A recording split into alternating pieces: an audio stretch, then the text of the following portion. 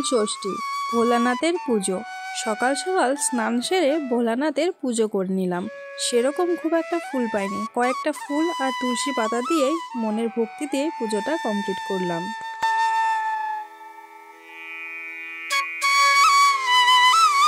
Hello everyone, good morning, welcome back to my channel Payel lifestyle. কেমন আছো তোমরা সবাই? আশা করি ভালো আছো। তোমাদের ভালোবাসা আশীর্বাদে আমরাও বেশ ভালো আছি।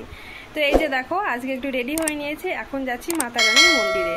আর আজকে নীলষষ্ঠী, তো ঘরের পুজো করে নিয়েছি, সবার আগে দেখেছো তোমরা।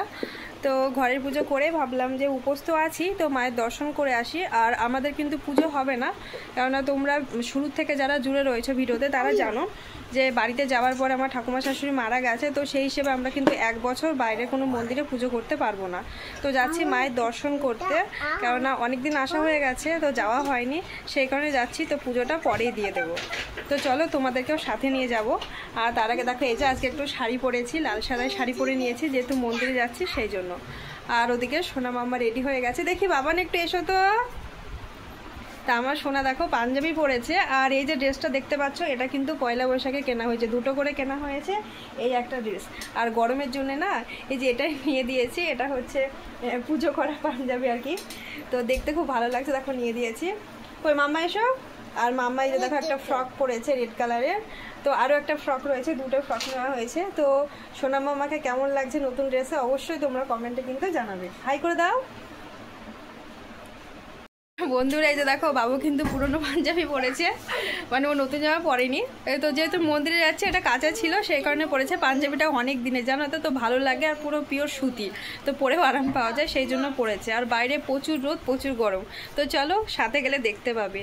তো বন্ধুরা চলো, ভিডিওটা এখানে কন্টিনিউ করছি না, একদম বাইরে বেরিয়ে তোমাদের সাথে দেখা হচ্ছে, সাথে দেখো।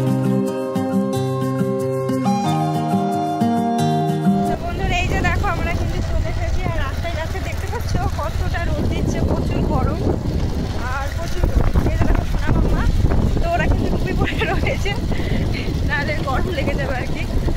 তো চলো। আর আজকে দেখো, আমি এক সাইডে বাজিয়ে বসেছি শাড়ির জন্য, তো আমি এইভাবে কোনোদিনও বসিনি, একটু ভয় ভয় লাগছে, আসতে চাই না।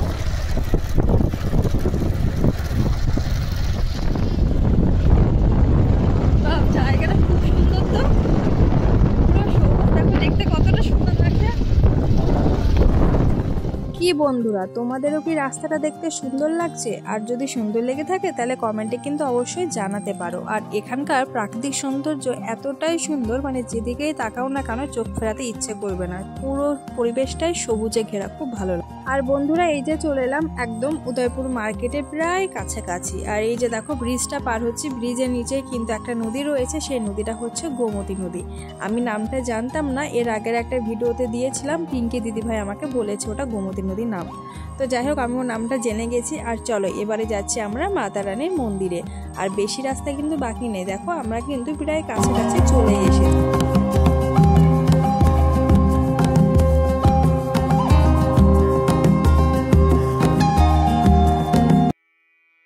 আমরা এখন আছি মায়ের মন্দিরের পিছন দিকে। এই যে দেখো মন্দিরটা, এখন দেখো ঘুরে ঘুরে আমরা কিন্তু যাচ্ছি।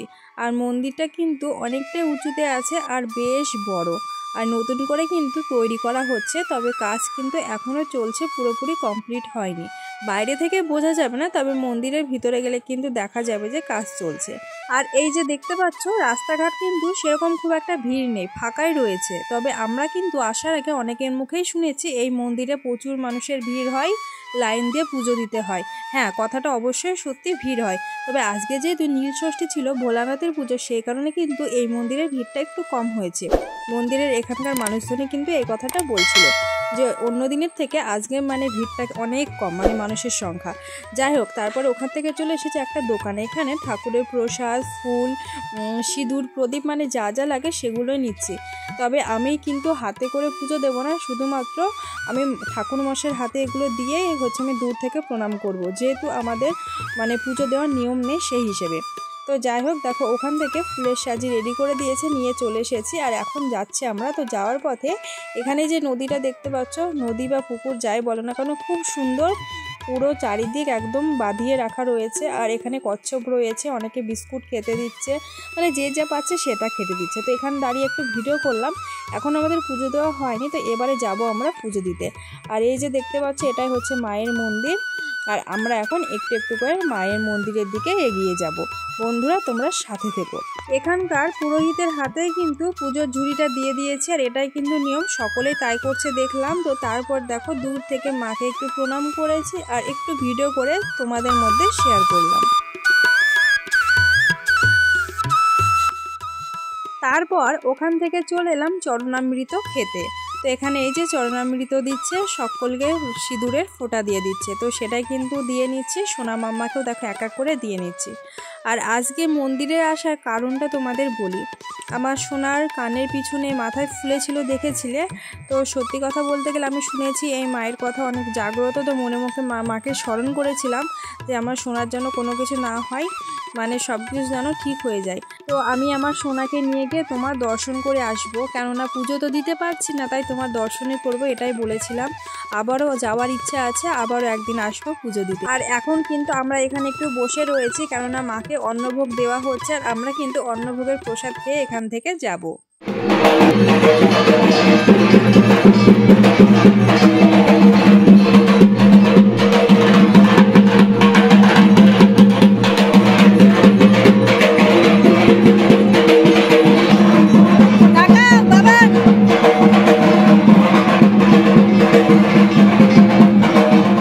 আমার দুই সোনাকে দেখতে পাচ্ছ কতটা খুশি, ওরা কিন্তু হাসছে। তো এখানে ওই যে ঢাক বাজছে, ঢাকের মানে আওয়াজ শুনে ওরা হাসছে, কেন ওরা মন্দিরে আসলে এই ঢাকের আওয়াজ মানুষজন দেখে না খুব খুশি হয় জানো। আর ওরা দেখো খুব মানে মজা পাচ্ছে। আর এই যে হাতে দেখো টিকিট নিয়ে বসে রয়েছি, মানে এখানে টিকিট কাটতে হয় মানে খাবার খাওয়ার জন্য। তো বাবু দুটো টিকিট কেটেছে, মানে আমার জন্য একটা, বাবুর জন্য একটা। এবার আমার না মাথাতেই ছিল না যে আজকে নীল ষষ্ঠী, আর নীল ষষ্ঠীতে কিন্তু আমরা অন্ন খেতে পাইনি, মানে বাচ্চার মা যারা, মানে আমাদের নিয়মে রয়েছে এটা।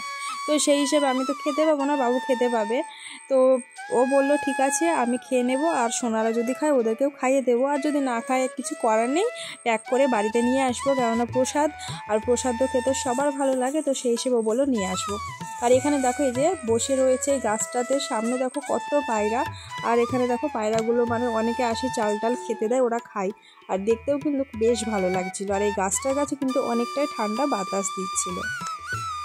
আর এই মায়ের মন্দিরে বাচ্চাদের মুখে প্রসাদ দেওয়া হয়। তো আজকে কিন্তু এই যে দুটো বাচ্চাকে অন্নপ্রসাদ দেওয়া হবে।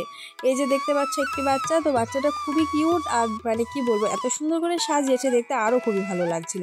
আর সকলে ভিডিও করছিল, ফটো তুলছিল, আমি আবার বাকি যাই কেন বলো, আমিও একটু ভিডিও করে নিয়েছি। আর এই বাচ্চাটা হচ্ছে মেয়ে বাচ্চা, মানে মেয়ে বেবি। আর এই দিকে আছে এটা হচ্ছে ছেলে। তো একে কিন্তু রেডি করানো হচ্ছে, সকলে মিলে ঘিরে রেডি করাচ্ছিল, তাই ওই বাচ্চাটাকে দেখাতে পারলাম না। তো ওই দুটো বাচ্চাকে আজকে মুখে এখানে অন্নপ্রসাদ দেওয়া হবে। আর তারপরে দেখো আমি চলে এসেছি যেখানে অন্নপ্রসাদ খাওয়া হয়, সেই ঘরের পাশের জায়গাটায়। তো এই যে মন্দিরের কাজ হচ্ছে, কাজ কমপ্লিট হয়নি। আর উপর থেকে চারিদিক দেখতে কিন্তু খুব সুন্দর লাগছিল, তবে এতটা রোদ এতটা গরম বলে বোঝাতে পারবো না। মানে আমি তো রীতিমতো ঘামছিলাম, আর খালি পায়ে ছিলাম, খালি পায়ে মানে পা ফেলে হাঁটা যাচ্ছিল, মানে এতটাই গরম। তো আমি তো খাবো না, আমি ওই জন্য বসে রয়েছি, ওদিকে সোনা মাম্মা বাবু খেতে বসেছে। আর বন্ধুরা ওখান থেকে বেরিয়ে চলে এলাম, মন্দিরে পুজো দেওয়া হয়ে গেছে, প্রসাদ নেওয়া হয়ে গেছে, চলে এলাম আবারও এই যে নদীটির ধারে। তো দেখতে খুব সুন্দর লাগছিল, আর এখানে কতগুলো হাঁস চড়ছিল আর কি। তারপরে দেখো এই যে কচ্ছপের দেখা আমিও পেয়ে গেলাম। তো বাবু কিন্তু সোনাদের নিয়ে আর নেমে আসেনি, উপরে দাঁড়িয়ে রয়েছে, কেননা জলের জায়গা বুঝতেই পারছো, বাচ্চা নিয়ে আসাটা রিস্ক হয়ে যাবে। আর কচ্ছপটাকে আমি একটু প্রণাম করে নিয়েছি, তবে আমি কিন্তু আগেই না একটা প্রসাদ খেতে দিয়েছি, মানে জলেই পড়ে গেছে, কিন্তু সকালে দেখছি মানে মুখ তুলছে আর মুখে খাইয়ে দিচ্ছে, আর ও কিন্তু বেশ খেয়েও নিচ্ছিল। তো তাই একটু ভিডিও করে দেখো তোমাদের মধ্যে তুলে ধরলাম।